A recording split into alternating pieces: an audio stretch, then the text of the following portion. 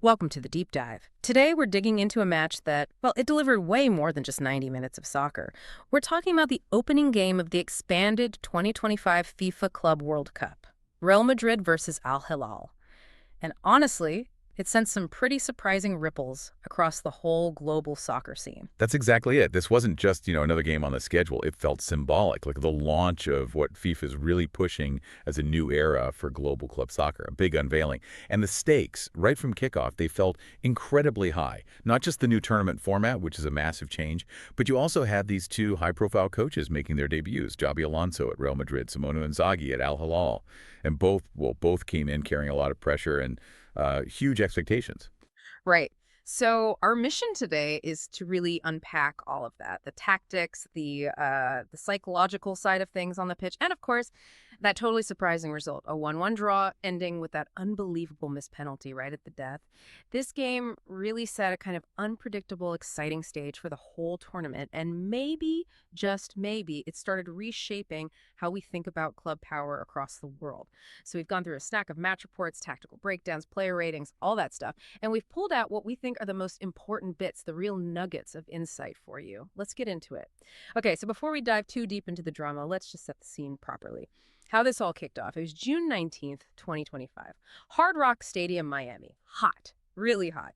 And the anticipation was, well, you could feel it. This wasn't just any match. This was game one. The very first taste of this radically different, expanded FIFA Club World Cup. You really got the sense this tournament was meant to be a big deal. And the vision behind it, it's audacious. Make no mistake, this isn't some small adjustment. It's FIFA President Gianni Infantino's personal brainchild, apparently. Expanded to 32 teams. That's huge. Moving away from that older, kind of niche format, the ambition is massive. They want this to rival the UEFA Champions League, maybe even the buzz around big domestic leagues like the Premier League. Sort of a club World Cup, mirroring the national team one. So for that vision to actually work, having a giant like Real Madrid open the show, their performance was critical. For the tournament's reputation, its credibility right off the bat. And what happened? Immediate drama. Unpredictability. It kind of instantly delivered on FIFA's goal of, making soccer more global, more competitive. It wasn't going to be just a walkover for the big names. That message was sent loud and clear. And adding to that unpredictability, you had the new managers, fresh faces in the technical area, two brand new head coaches, both debuting under this massive spotlight.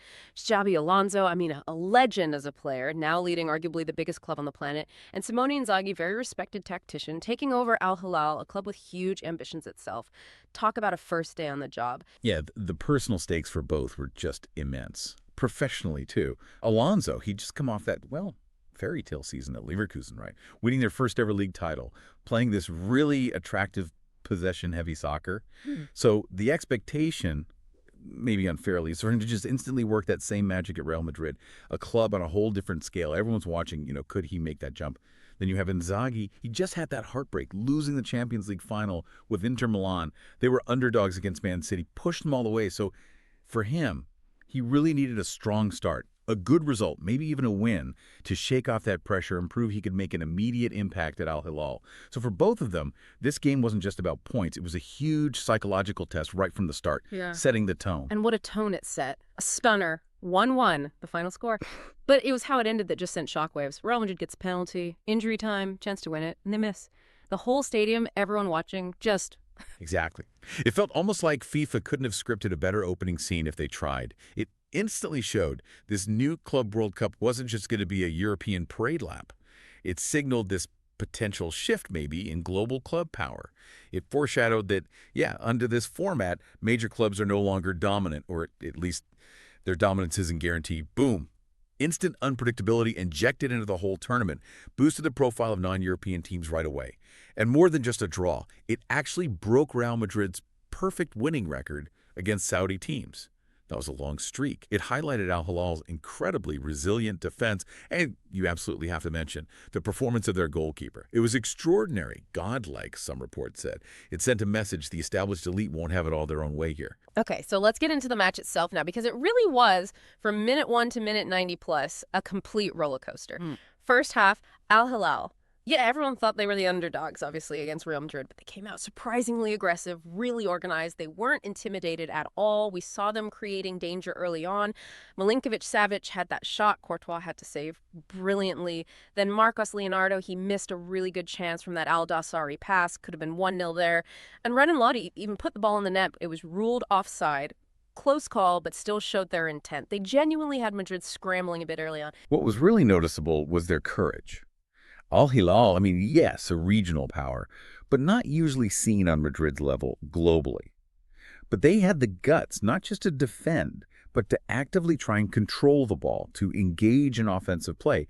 They weren't just reacting, they were trying to impose themselves. Yeah. And that tactical boldness definitely rattled Real Madrid early. Speaks volumes about Inzaghi's preparation, the confidence he'd clearly managed to instill very quickly. They weren't there just to make up the numbers, they wanted to compete. But Madrid, well, they're Madrid. They weathered it, found their moment. 34th minute, Rodrygo plays this really sharp, low pass into the box. And the young striker, Gonzalo Garcia, he finishes it calmly, composed. Big moment for him, especially stepping in because Kylian Mbappe was out fever-stricken, apparently. Yeah, and that Garcia goal, it wasn't just about getting on the scoreboard. It was a real testament to Real Madrid's youth system, right? Yeah. To have a young guy, not exactly a household name yet, step into those shoes in this kind of game and deliver such a cool finish under that pressure.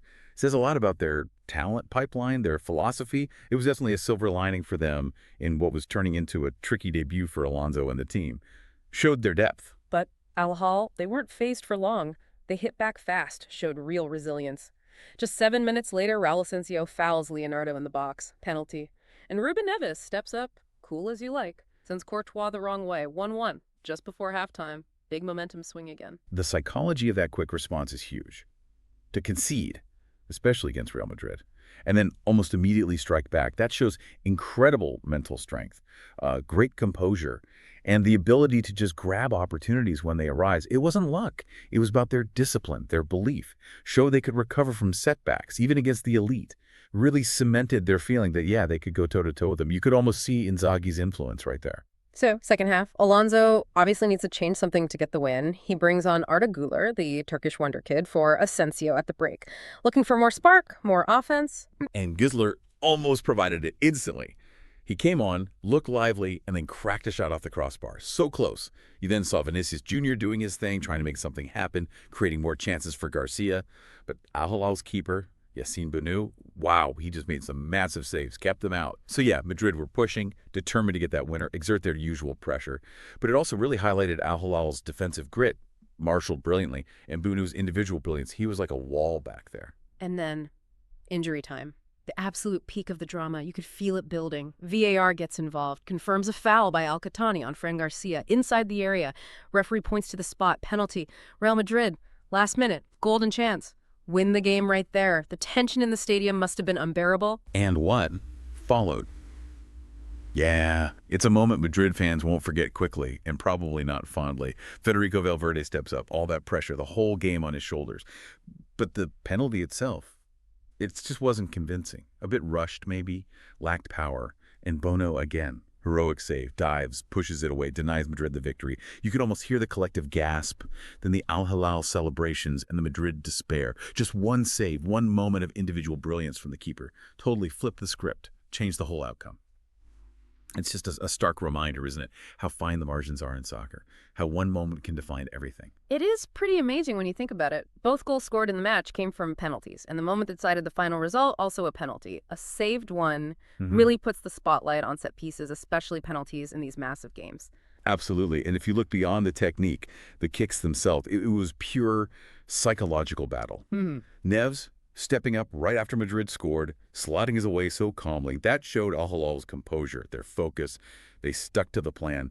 Then Valverde missing at the absolute death. That just highlighted the crushing weight of expectation on Madrid players in those moments, the world watching.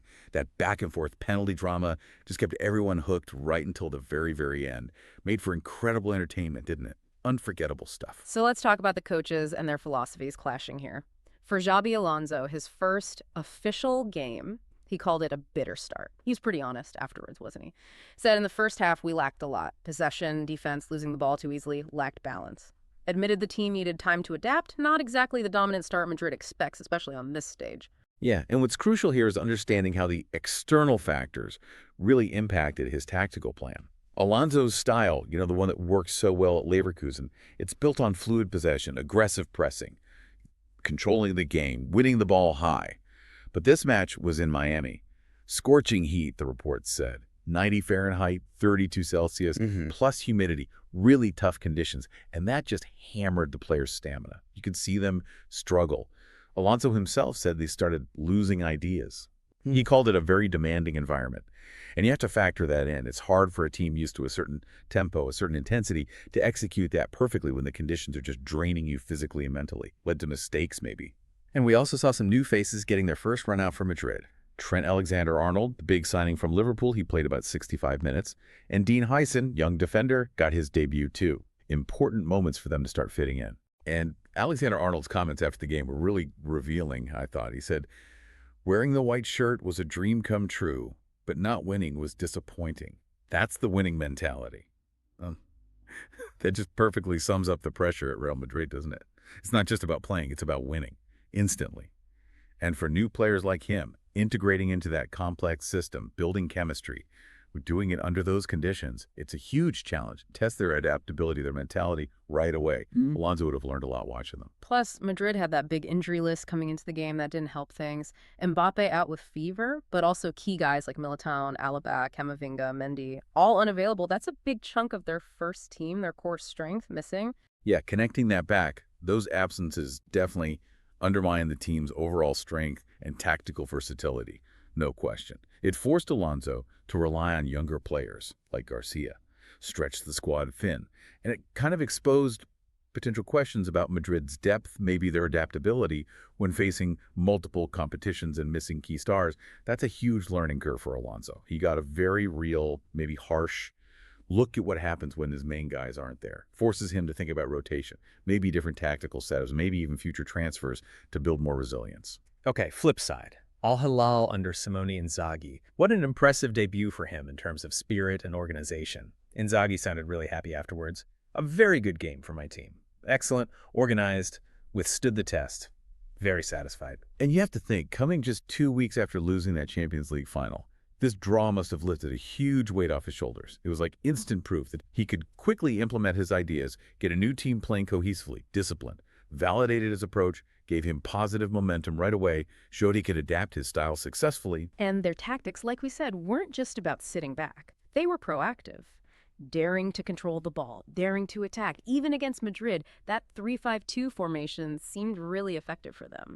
Yeah, that impressive tactical execution really showed that Al Hilal isn't just, a collection of stars.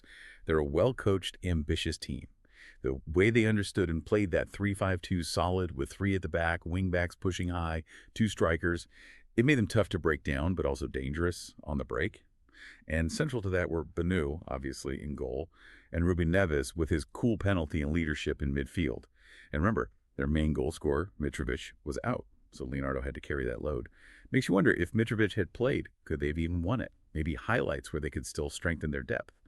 But overall, a massive milestone for Inzaghi, for Al Hilal, signals their potential, maybe helps shift perceptions of Asian soccer globally. This is fascinating. Okay, beyond the big moments, sometimes the stats tell a story too. Let's look at some numbers our sources picked up on. They reveal some interesting differences. Yeah, stats don't tell you everything, but they definitely give valuable clues about styles, strengths, weaknesses, paint a clearer picture, like average age, Real Madrid, 24.7, Al Hilal, 30.7. That's a big difference. Clearly shows that youth versus experience dynamic. Madrid building for the future maybe. High energy. Al Hilal leaning on veterans. Maybe more game management. Tactical now, especially helpful for a new coach perhaps. Definitely influenced the feel of the game. Interesting. What else stood out? Well, aerial combat success rate. Madrid dominated here. 68% success versus Al Hilal's 44%. That points to Madrid's physical edge in the air. Winning headers, set pieces, clearances gives them that option. Maybe suggests Al Hilal preferred to keep it on the ground, play through the lines more. Right, playing to their strengths. How about tackling? Average tackles per game. Al Hilal actually edged this slightly. 1.9 tackles to Madrid's 1.7. It might seem small, but it hints at Al Hilal's defensive aggression, that willingness to engage, win the ball back. Part of that resilient defense suggests they were maybe pressing a bit more actively, trying to disrupt Madrid's flow.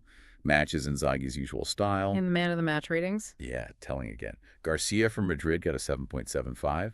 Bounu for Al Hilal a 7.85. Shows individual brilliance on both sides, but Baunu's slightly higher score just underlines how decisive his performance was. That penalty save, especially. It wasn't just the team effort. His individual moments really tipped the balance towards the draw. Put together, these numbers help sketch out those contrasting approaches. Okay, let's zoom in on some key individuals now, starting with the undisputed hero for Al Hilal, Yassine Bounou, the savior, the godlike figure, as our sources called him. Yeah, no exaggeration there. His performance was just immense. That injury time penalty save from Valverde obviously sealed the draw. But it wasn't just that. He made crucial saves earlier too. Tipped Gunler's shot onto the bar, denied Vinicius from close range. He was constantly called upon. And it wasn't just the technical skill, which was amazing, don't get me wrong, reflexes, positioning, it was his psychological fortitude, just rock solid under that relentless Madrid pressure, getting man of the match. Totally deserved. Underscores his impact. It really shows how one player, especially a keeper, can have that butterfly effect, right? Change the whole outcome. Highlights how vital a top keeper is in today's game. He just refused to let them lose. Absolutely stellar. But beyond Bounou, there were other key players who really shaped this game. For Madrid, we have to mention Gonzalo Garcia again. Stepping in for Mbappe, scoring that crucial first goal. Huge moment for the young guy. Definitely. It was a glimpse of his potential as a future star, and like we said, proof of Madrid's strong youth setup. To deliver like that, first game for a new coach, filling massive shoes, shows real talent and temperament. And then for Al Hilal, Ruben Neves, that penalty, ice in his veins, showed such calm, such leadership when they needed it most to get back level. That composure from Neves, his leadership in midfield, felt absolutely crucial for Al Hilal to compete the way they did. Took that penalty like it was nothing. Knowing the pressure, the timing, just stepped up. Those moments from Garcia and Neves really drove the narrative. Exactly. It's that blend, isn't it? Yeah. Useful potential, seizing a chance, and experienced leadership delivering under pressure. Makes for compelling soccer. Neves' calm definitely spread confidence. Okay, now, the flip side of the coin. The player who probably felt the weight of this result most heavily for Madrid, Federico Valverde. That missed penalty in injury time. It's the moment everyone talks about. Yeah, and you have to wonder about the impact on his confidence after something like that. The media reaction was harsh. Spanish outlet AS called the shot hasty, extremely careless. Pretty brutal criticism. Goal.com apparently gave him a 5, their lowest rating for a starter. That's tough. That kind of spotlight, that kind of miss in that game, it can linger, cast a shadow. The pressure at Madrid is just off the charts. Every single action gets dissected. Valverde will be thinking about that, no doubt. Alonso has a man management job there now. On a more positive note for Madrid debuts, Trent Alexander-Arnold got his first 65 minutes in the white shirt, and his comments afterwards saying it was a dream come true, but disappointing not to win. That winning mentality that really resonated. Nice touch, thanking the fans too. And those comments, they just perfectly capture the whole Real Madrid package, right?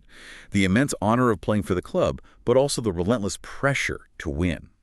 Every single game. Being there isn't enough. Winning is the standard. And this game, when you see Garcia taking his chance and scoring, then Valverde missing his, it's a vivid lesson right there about performing under pressure, about internal competition. For Alonso, it was invaluable intelligence gathering. Which players step up when it really counts? These early observations will shape his thinking on selections, tactics, building that mental toughness across the squad. A real trial-by-fire debut in many ways. Let's pull back again now, look at the bigger picture. This new Club World Cup itself, the scale is huge. 32 teams. Hosted across the U.S. final in New Jersey, New York. Runs June 15th to July 13th. It's a proper major tournament. And FIFA's goal is crystal clear. Make this a global top-tier club event. Put it right up there with the Champions League. In prestige and revenue in attracting eyeballs and talent. The format mirrors the World Cup. 8 groups of 4, top 2 go through. Lots of meaningful games. And that first match crowd in Miami, over 60,000, shows the interest is definitely there. The potential is huge. But, and it's a big but, this expansion raises serious questions. Player fatigue, schedule saturation, adding another intense month-long tournament. It puts enormous strain on players already playing so many games. Injury risks, burnout. It's a real concern clubs and player unions are grappling with. And speaking of strain, we can't ignore the weather factor again. That Miami scorching heat, 32 Celsius, 90 Fahrenheit, plus humidity. It looked brutal out there. Oh, absolutely. It visibly impacted the game. You could see the Real Madrid players especially struggling with it. They're used to cooler European conditions. It probably led to some exhaustion, maybe that lack of ideas Alonso mentioned, particularly later in the game. Their usual press wasn't quite there. And maybe you could argue it gave Al Hilal a slight home advantage, being perhaps more acclimatized to heat, allowed them to sustain intensity a bit better. Alonso called it a very demanding environment, and it highlights something important for these global tournaments. Climate is a factor. It forces clubs to think differently about season preparations, player rotation, managing energy levels across diverse conditions and packed schedules. It's another strategic layer. Okay, quick context on their domestic form leading up to this. Real Madrid, they finished second in La Liga in 2024-25, behind Barcelona, who actually beat them 4 times in El Clásico that season. Ouch. But Madrid still had firepower. Mbappe had 31 goals, Vinicius 11, Bellingham 9, so scoring wasn't the issue domestically. Right, but that context makes this 1-1 draw maybe feel like more of an early warning for Alonso's Madrid. Despite all that attacking talent, this result shows they need to adapt quickly to his tactics, find consistency, especially against strong, organized, non-European teams on a neutral, demanding stage. It proves maybe that just turning up isn't enough anymore. The global competition is getting tougher. Alonso needs them firing on all cylinders, adapting fast. And Al Hilal, they also finished second in the Saudi Pro League in 2024-25, and they were known for scoring loads of goals, 95 that season. And their performance here against Madrid, it's impossible to disconnect it from the massive investment pouring into Saudi soccer. It's not just signing big names anymore. The sources emphasize improvements in infrastructure, organization. It's becoming more professionalized. Add Inzaghi's coaching, that tactical discipline, and you get this result. It massively boosts the Saudi League's image internationally, helps shift that perception from just a retirement league to something genuinely competitive, attracting better players, better coaches. This performance could genuinely start to alter the global soccer landscape. Shows that serious competition is emerging outside the traditional power bases, challenges the hierarchy, might even affect the transfer market down the line. So finally, the immediate impact on Group H. After this game, Real Madrid and Al Hilal both have 1 point. Pachuca and Red Bull Salzburg hadn't played yet. Yeah, so that draw instantly throws the group wide open, no clear leader right away. Means both Madrid and Al Hilal have work to do in their next games to qualify. No cruising through. Makes the whole group stage much more interesting, much less predictable from the very start. Every game suddenly feels bigger. So as we wrap up this deep dive, it really feels like that 1-1 draw was so much more than just one game. It felt like a symbol, didn't it? Signaling this potential big transformation happening in global soccer. I think that's right. If we summarize the key takeaways, well, the Expanded Club World Cup certainly showed its potential to globalize the top tier of the club game right away. Inzaghi's instant impact at Al Hilal was remarkable, showed what good coaching and organization can do quickly. And Bono's performance just highlighted how individual brilliance, especially from a keeper, can completely change a high-stakes match. For Real Madrid and Alonso, yeah, a bitter result maybe, but tons of learning about adapting to tough conditions, managing injuries, building that mental resilience under pressure. And it all feeds into that bigger story, doesn't it? The rise of Saudi Arabian soccer. Its implications are huge. This forces European giants to really sit up and take notice, reevaluate the challenge coming from other leagues. Investment plus tactics equals real competition. This could genuinely influence how global soccer develops, maybe even how the transfer market works in the future, shifts the power balance. Which leaves us with a thought, doesn't it, looking ahead? What does this first result, this early shock maybe, really mean for the structure of club soccer? Are we seeing the start of the old hierarchies beginning to crumble? And how fast will everything else, the tactics, the money, the leagues, adapt to this bolder, bigger, more global competition? Something to definitely keep an eye on.